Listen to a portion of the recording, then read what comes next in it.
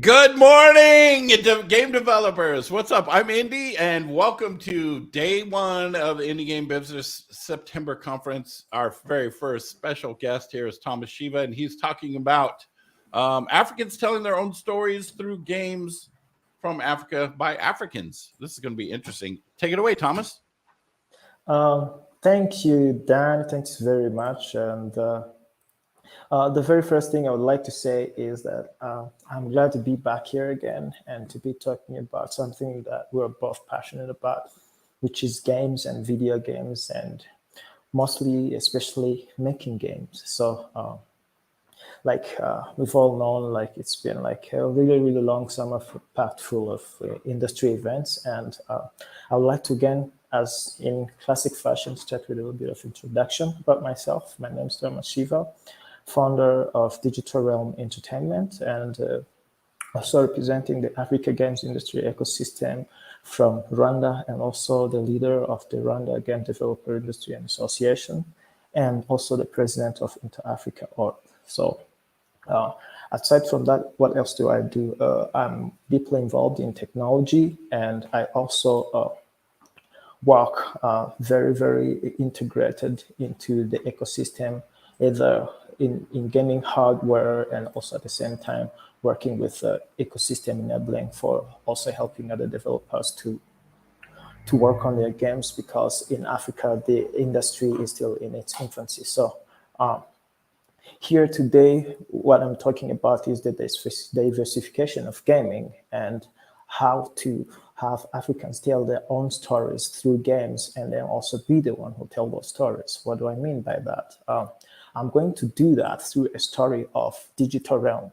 So what is Digital Realm? Digital Realm is a company that I started a couple of years ago, and Digital Realm is actually the very first indie development studio in Rwanda, which has actually been around for a couple of years, but most people probably never heard of it because the industry in the region and the country are still non-existent. And that's the reason that even if you may have developers, there isn't a way for them to showcase or be present on the global stage. And at the same time, when you look at the very, very majority of all the games, like literally 99.9% of all the games in existence, they are all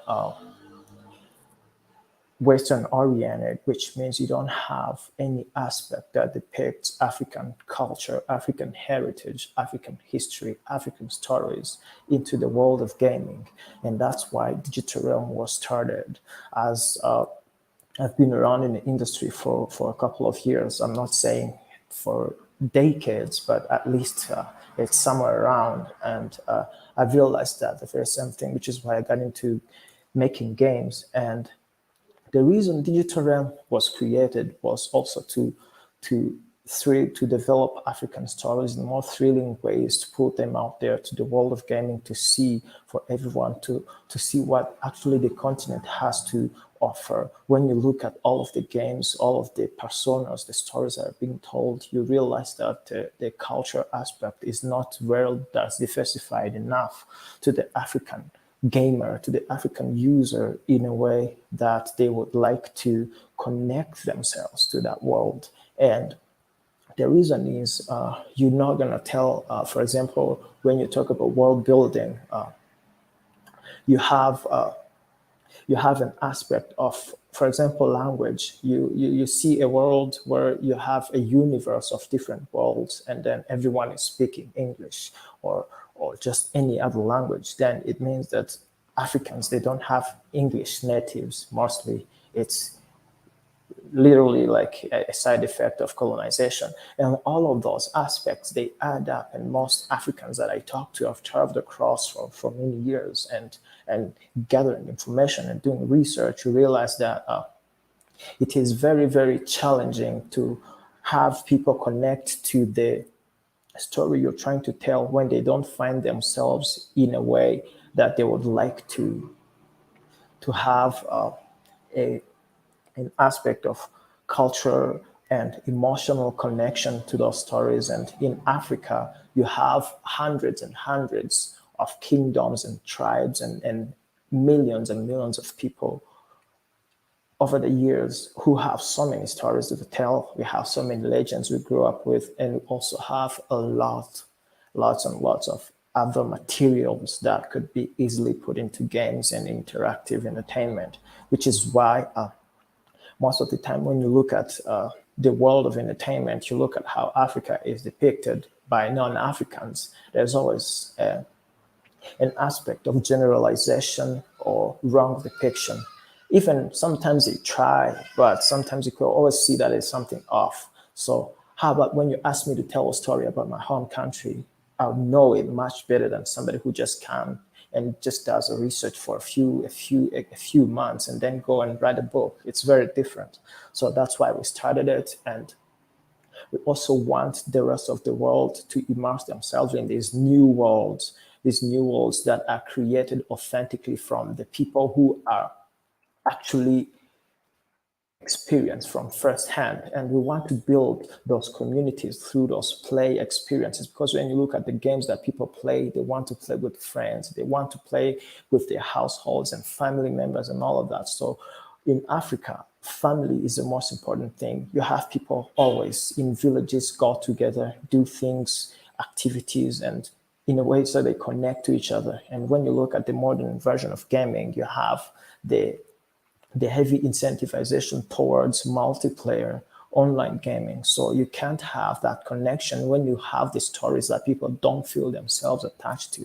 And that's why we're trying to create those habits of togetherness around African stories. And at the same time, it is something that it's never seen before by the world of gaming in terms of every gamer around the world, which is why, for example, when you look at the market itself, you have Africans that don't really have enough stories, whether in movies or in games. But in games, that's where we focus most because the industry, it's something that it needs. And gamers never had that. And once you give them that, they have something new to enjoy. You don't have to always have recycled materials over and over again, because that's what's been selling, because they never knew that there's something else that you could tap into that you never had access to before. And that's why the African games industry ecosystem has the largest potential to be able to alleviate that gap in the industry. And at the same time, the reason is because the Africans have a really low purchasing power, which makes them really, really not inclined towards buying a $100 game. It's not possible. So you have to find something that they find themselves inclined to. You need to find solutions and other aspects of trying to monetize and also capitalize on that community, because they also have their own attachments. And at the same time, you have other services that you need. For example, when you have games that are ported to other platforms so that they can be accessed by gamers around the world, then you're going to have Africans being able to play African games and other gamers around the world being able to play African games and enjoying African stories, and at the same time having African literature and heritage spread across the world in the most dominant medium for content consumption we have ever seen since the internet, which is gaming. So, and another way is also you have people, they're going to have their favorites, they have their marketplaces where they get the games, and that's why Digital Realm exists. But at the same time, it's also being a pioneer. There's always an aspect to doing something first. There's always risks involved, and then at the same time, when you're trying to tell your stories to the market that doesn't really know because you haven't done it before. It creates this, who's this? Why are you doing this? Why are you here?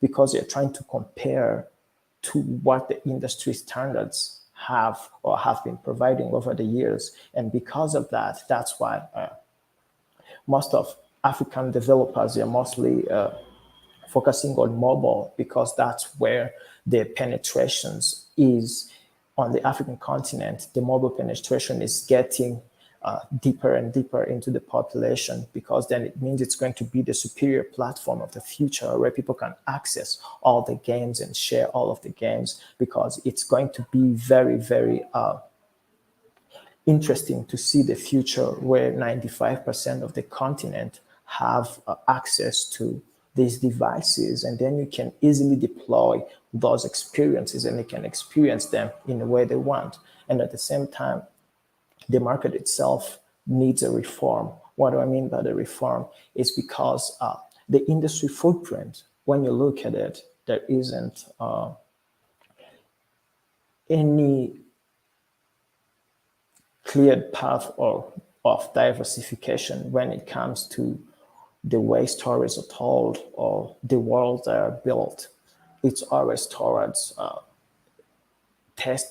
tested and true game mechanics that revolve around certain aspects of gameplay, which probably couldn't apply to African stories gameplay, because there's some mechanics or some gameplay events or actions that wouldn't apply to some modern game mechanics in modern engines. And those are the things that need to be developed. And then you need to be on site. You need to be in Africa to be able to work on those mechanics, because you can't just sit somewhere around the world and be like, okay, I'm going to create a game based in Ghana when you're somewhere in Southeast Asia or something, because you don't know what's happening in Ghana. You don't know how they move. You don't know how they talk or how they interact.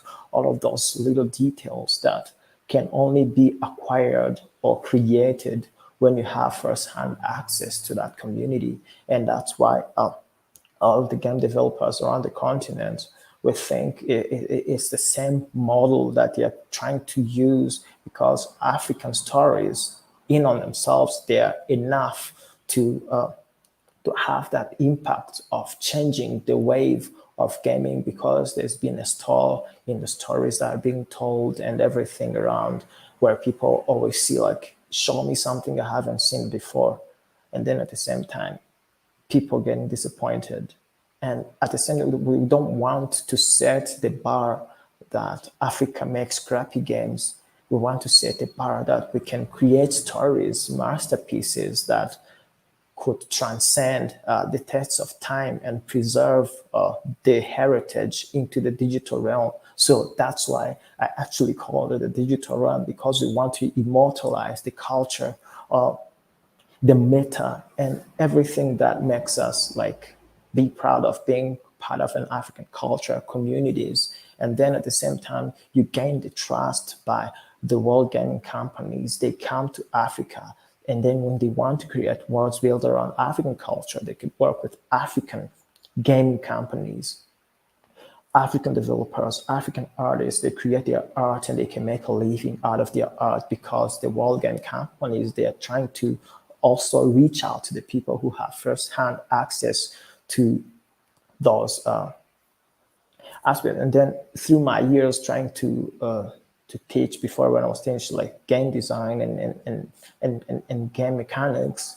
you always have something you want to say about a given idea, and then you put it out there and you let people explore it in a way that you want them to develop it. And then for example, during one of the latest events that we had earlier in the year, we talked about how in these landlord countries, we have these cultures that have been underrepresented for so many years, that when you leapfrog the digital age and be in the digital era, then you have access to reach the world instantly. it's a very, very straightforward value chain which easily enables Africans to tell their own stories without having to rely on other third parties. But instead, the third parties could come and say, we need what you have to bring to the rest of the world. Also, if they want to reach the rest of the world, then they reach out to Africans, and then the Africans can easily spread the rest of the world through African communities. That's why there's a growing need for partners, and those networks need to grow. And then at the same time, you need to have media access, event access, all of those things. When you have the stage, what's left is what you put on it. And what to put on the stage is already there. What's needed is those networks, and then also to have that access for Africans to be able to be the ones who tell their own stories because they know them better. And at the same time, you have so many games that people play around the continent. It could be board games, it could be digital games, it could be analog games, but the module and the meta and the goal is to let there be African games. It's always something that I say when we have something we want to say or something to add every time I start a presentation, because it's always a good intro. As one of our best slogan is let there be games, because when I say let there be games, it's because everyone, anywhere, has a game that they would like, regardless of what their preferences are. There's always a game for them. So that's my presentation today. And like I say, let there be games. Thank you. If there is any questions at the moment, I would like to start taking them so that we have enough time to answer them. I also have some engagement from the audience. Then I would like to have some questions if there's any, or other than that, I think this is what I wanted to talk about with you today. And at the same time, there's even more you could find. There's a lot of materials being created by a lot of pioneers around the continent for the last couple of years and months. And yeah, we're all working together as a Pan-African effort to be able to bring this to the rest of the world. Yeah, well, that's awesome. Thank you so much, Thomas. So we don't have any questions, but you can certainly go into the Indie Game Business Discord, Indie Game Business, discord.gg/Indie Game Business. Thomas, you can come in there and hang out a little bit. You can go into I got to look and see what the channel's called. I think I'm already there. Yeah, there's something called Podcast Questions that's in there. If you want to go in there and hang out for a little bit, that way anybody have any questions, they can answer it. We have coming up in 30 minutes, we've got Bringing Inclusive Development to Your Production Process with Carolina Torres from Eline Media. That's coming up, so you'll want to stick around. Thank you so much, Thomas. We really appreciate it. Everybody have an amazing day. Thank you, Dan. It was a pleasure, and it's always an honor to be able to speak in front of fellow developers in the rest of the world and talk about gaming and games and something we're both passionate about. It's been a pleasure. Awesome. Thank you so much.